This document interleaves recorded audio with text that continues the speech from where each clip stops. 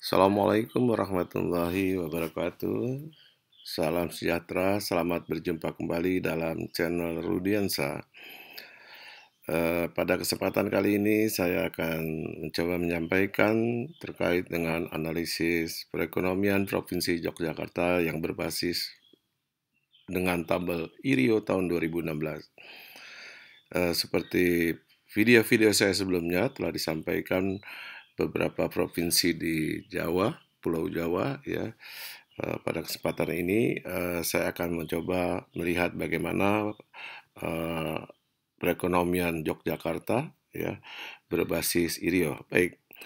Jadi seperti sebelumnya bahwa IRIO itu menggambarkan hubungan timbal balik dan saling keterkaitan antar wilayah dan kegiatan ekonomi secara keseluruhan. Penyajiannya bisa kita dalam bentuk matriks dan bisa kita lihat bahwa baris itu menunjukkan bagaimana output suatu sektor di suatu wilayah dialokasikan untuk memenuhi permintaan antara dan permintaan akhir wilayah lainnya dan wilayah yang bersangkutan. Sedangkan kolom kita melihat bagaimana pemakaian input antara atau konsumsi antara dan permintaan akhir yang berasal dari wilayah lain dan wilayah yang bersangkutan, serta input primer atau nilai tambah dari sektor yang bersangkutan dalam melakukan proses produksinya. Baik, untuk melihat secara mudah, di sini saya tampilkan tabel IRIO 17 kali 17 industri ya. Jadi seperti saya katakan tadi, panah ke kanan menurut baris misalkan ya bahwa Aceh itu produknya ya itu digunakan oleh Aceh sendiri ya, dan juga bisa digunakan oleh Sumatera Utara dan Papua untuk memenuhi permintaan antara ya. Permintaan antara artinya digunakan dalam proses produksi. Selain itu produk Aceh itu bisa juga digunakan untuk memenuhi permintaan akhir. Permintaan akhir dari Aceh sendiri berupa konsumsi rumah tangga, konsumsi pemerintah, dan inventory. Kemudian digunakan oleh Sumatera Utara ya sebagai konsumsi akhir atau permintaan akhir dan seterusnya ya. Sehingga total permintaan antara dan total permintaan akhir ya itu adalah jumlah permintaan dari produk Aceh. Nah, itu kalau kita melihat menurut baris.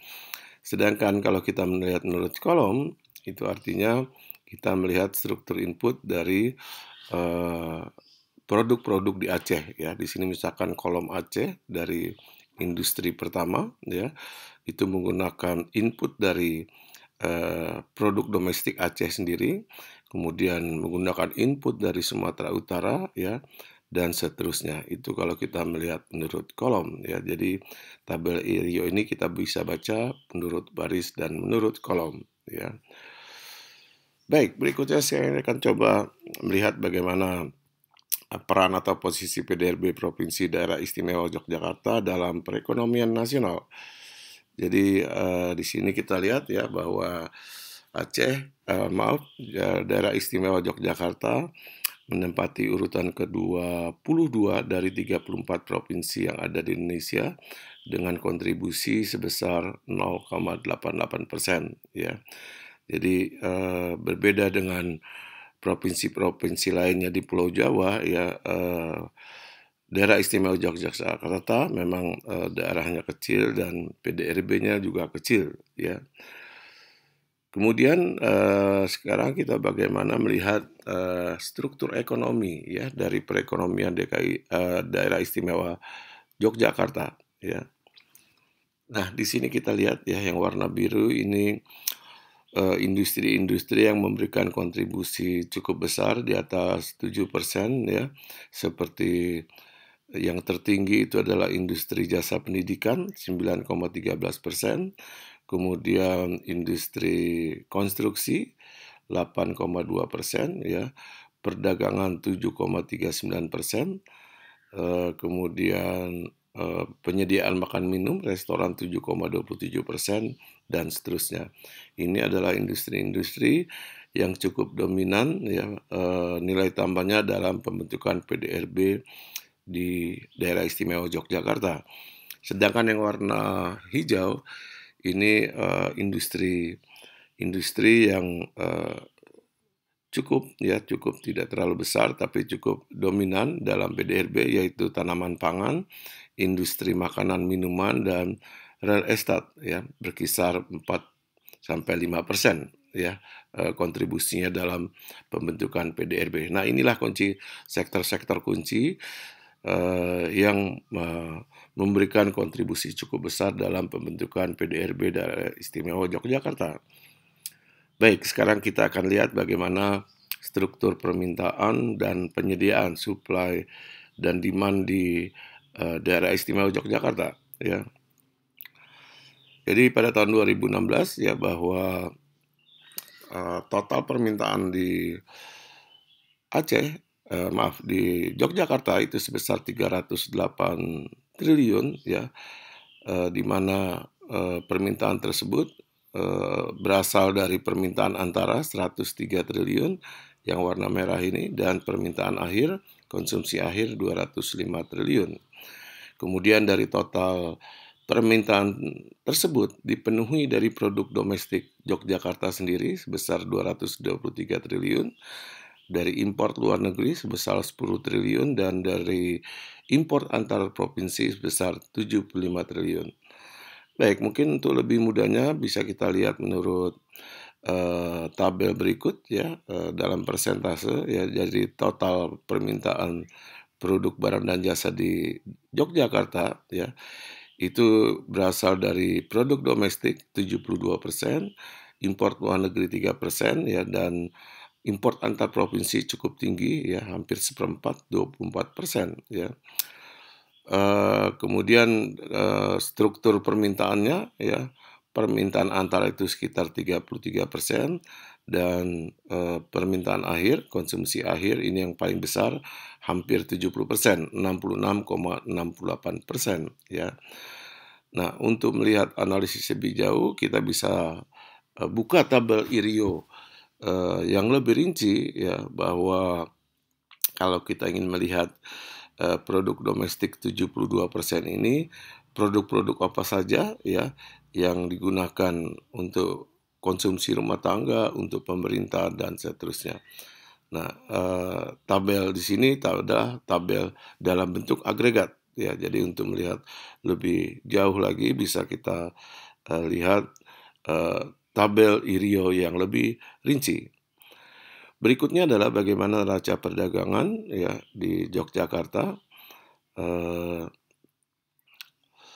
Jadi secara total ya, neraca perdagangan Daerah Istimewa Yogyakarta mengalami defisit 24 triliun selama tahun 2016 ya, di mana neraca perdagangan luar negerinya mengalami defisit 2 triliun, dan antar provinsinya mengalami defisit 22 triliun ya. Jadi cukup besar ya. Nah, kalau kita lihat bagaimana neraca perdagangan antar provinsi menurut 33 provinsi lainnya, di sini bisa kita lihat ya, bahwa yang warna biru itu adalah yang defisit, sedangkan yang warna merah itu adalah yang surplus. Nah, jadi pada tahun 2016 ya, bahwa Yogyakarta ya mengalami defisit secara total 25 triliun. Penyebab terbesar itu adalah defisit di Jawa Tengah ya. Yogyakarta dengan Jawa Tengah itu mengalami defisit 12 triliun. Kemudian dengan Jawa Barat mengalami defisit 8 triliun ya. Kemudian dengan Banten mengalami defisit 7 triliun ya, DKI 5 triliun ya, dan Jawa Timur minus 5 triliun ya. Nah, ini secara total kalau kita ingin melihat produk-produk apa saja yang diimpor dari khususnya Jawa Tengah ya, sebesar minus 17, sebesar impor 17 triliun ya. Ini bisa kita lihat lebih detail lagi ya, lebih rinci lagi dalam tabel IRIO 52 industri ya. Baik, berikutnya adalah backward forward linkage ya. Ini ingin melihat sektor-sektor unggulan di Yogyakarta, sektor-sektor apa saja. Nah, jadi berdasarkan indeks daya penyebaran dan derajat kepekaan yang nilainya di atas 1, ya, itu bisa dikatakan sektor tersebut merupakan sektor unggulan, ya. Di sini ada sekitar 8 sektor unggulan di Jawa Tengah, ya, maaf, di Yogyakarta, ya. Pertama adalah industri makanan minuman, ini merupakan sektor unggulan. Kedua, tenaga listrik. Ketiga, konstruksi, angkutan udara, pergudangan, penyediaan makanan minum, restoran, jasa informasi komunikasi, dan jasa perusahaan, ya. Artinya jika sektor-sektor ini diberi dorongan atau push, ya, maka secara total perekonomian Yogyakarta akan mengalami peningkatan yang cukup signifikan, ya, baik PDRB-nya maupun pertumbuhan ekonominya. Baik, mungkin itu beberapa informasi yang bisa saya berikan. Yang lebih penting adalah bahwa jika ingin dilakukan analisis lebih mendalam lagi, kita perlu melihat secara rinci dalam tabel IRIO 52 kali 52 industri. Lebih dan kurangnya mohon maaf. Assalamualaikum warahmatullahi wabarakatuh. Salam sejahtera.